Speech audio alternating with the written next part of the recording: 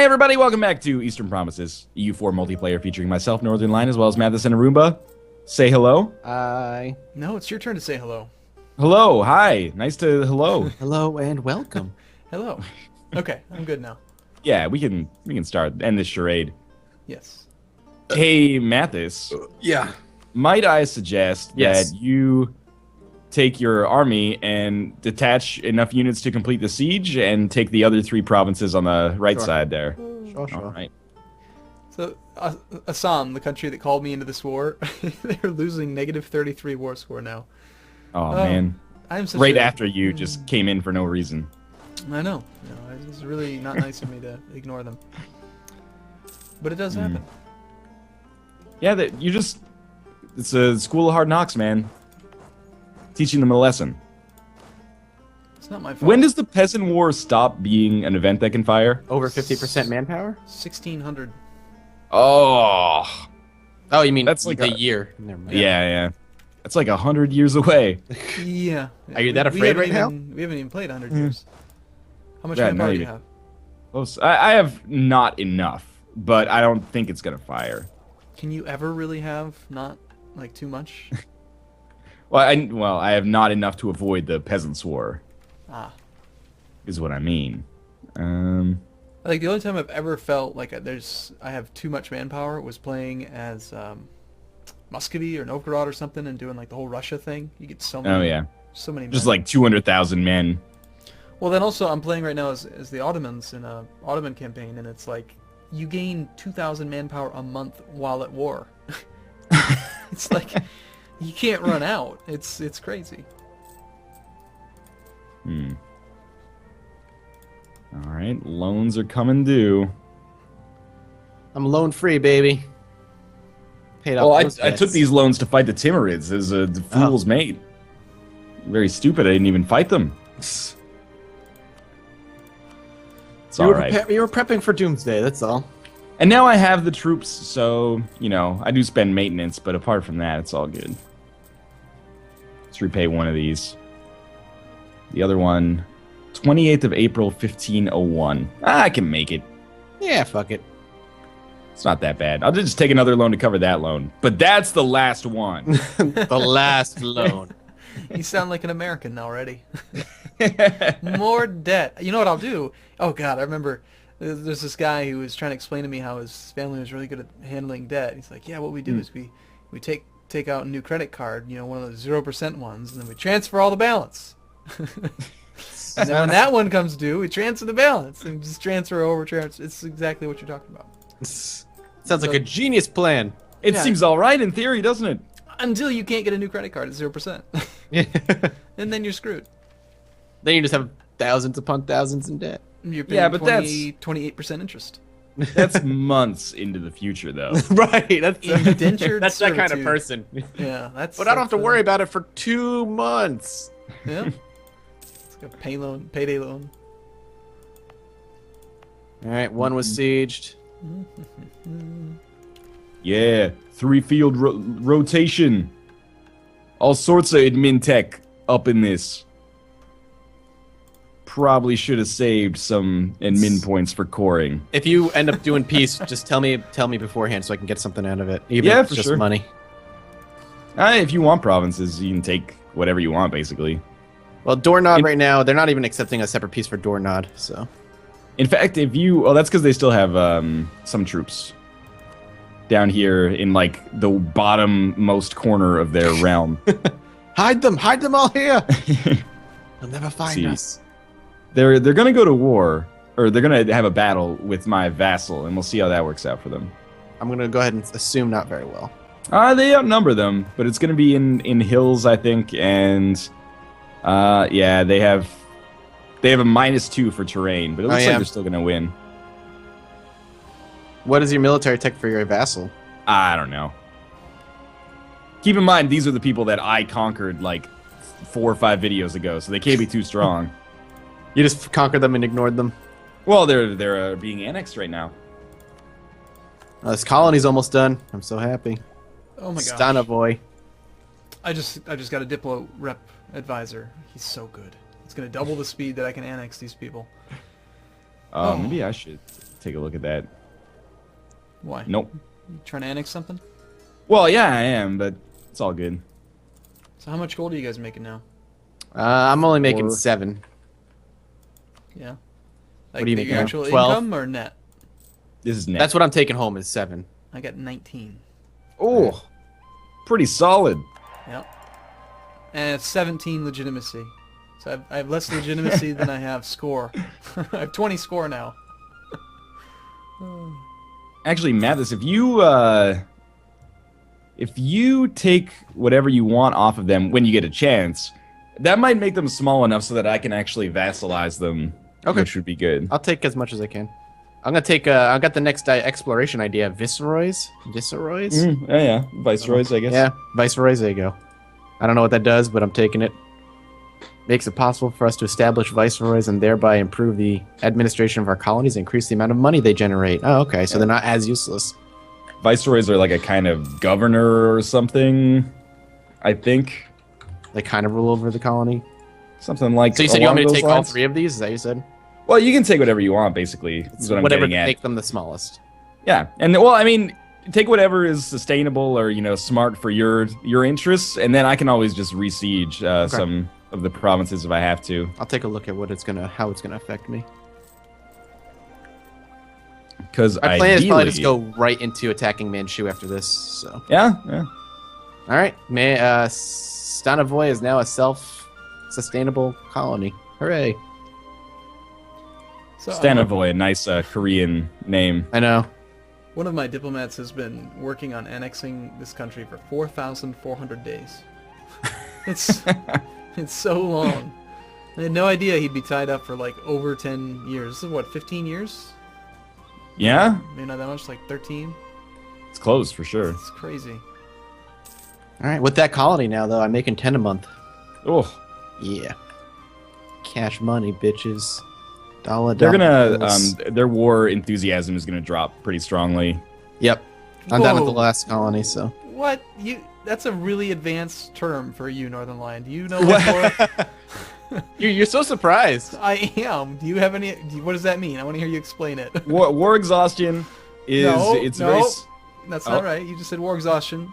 War enthusiasm is what you said initially. Oh, sorry. Okay. See, war okay, you don't even know the enthusiasm. difference. It's a very complicated mathematical formula, which means when you lose your armies, you are not as happy about fighting wars anymore. And as a result, you are more likely to take a peace that sucks for you. Oh, okay. Yeah. This is a colloquial explanation of war enthusiasm. In layman's terms. Exactly. Mm-hmm. Makes sense.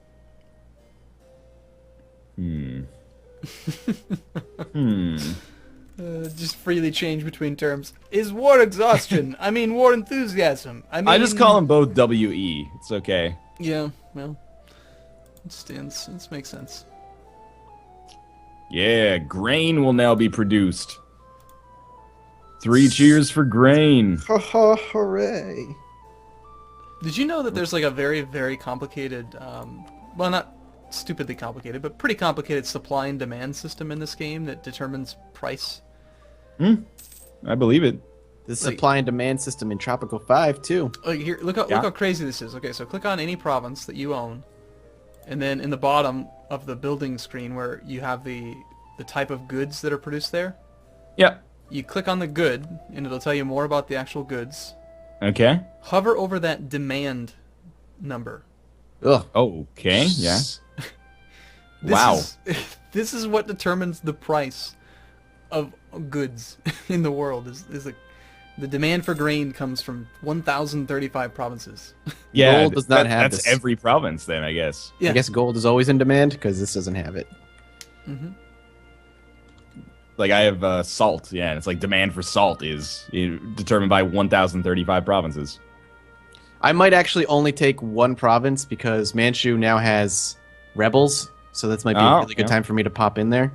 I see what you're saying. Yeah. Gonna stab me in the back? Sure, by all means, go for it. Stab you in the back. What? Nah, I can't talk now. It's Ramadan. Oh, sorry. Hmm. Is it over? I don't know. I don't know when Ramadan ends. And Okay, will they accept your piece yet? They will only accept it for 1. Hmm. I can't take 2, and I haven't sieged the 3rd yet. They're gonna be at 100% war score like in an instant. I think. I assume when I take this last thing, maybe. Their enthusiasm should be like 0 just now. I'm about to rout them. Oh, I just brought them up to 87. All right. Yeah. I could take 1, 2. I could take 2 out of the 3. That's going to give me overextension of 8, 9, 11% overextension for taking those 2. That's not bad. No. I'll take them. All right. I'll peace out and take these 2. Sure. Yeah, go for it. Gimme. Done. Oh man, they're so tiny now.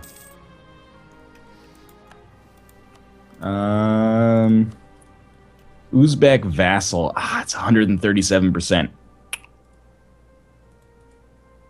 I can't even annex these countries fast enough.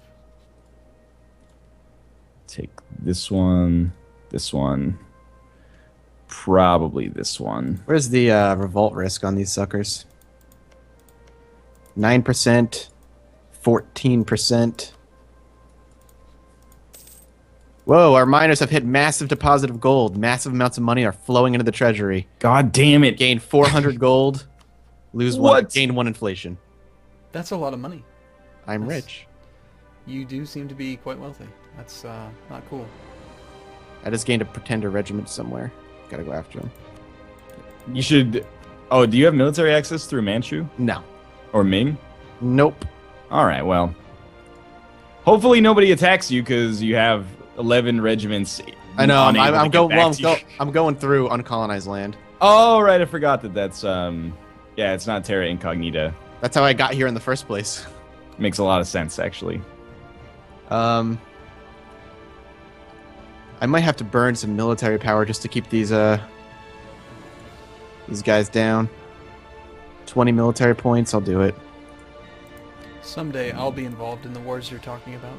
Well, I thought about getting like down into Kashmir and Delhi. I'm pretty sure you can see Kashmir. They're part of India. So I thought about getting involved down there, but I decided not to, just so that you would have like as much room as possible to expand. Because I don't know, it just seems like kind of a dick move to be like, "Hey, Arumba, I can see you now, and now I'm gonna start like competing with you for these like northern Indian areas."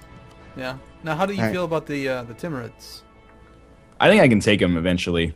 They've rivaled you, and you've rivaled them. Yeah. But they ate Baluchistan. There's nothing left. They only have 24,000 men, and they've been fighting a really long war with Oman and Karakayunlu. They have negative 73 prestige. Oof. They're maybe going to go through something soon. Yeah, that really hurts their morale. Okay, I have a quick question.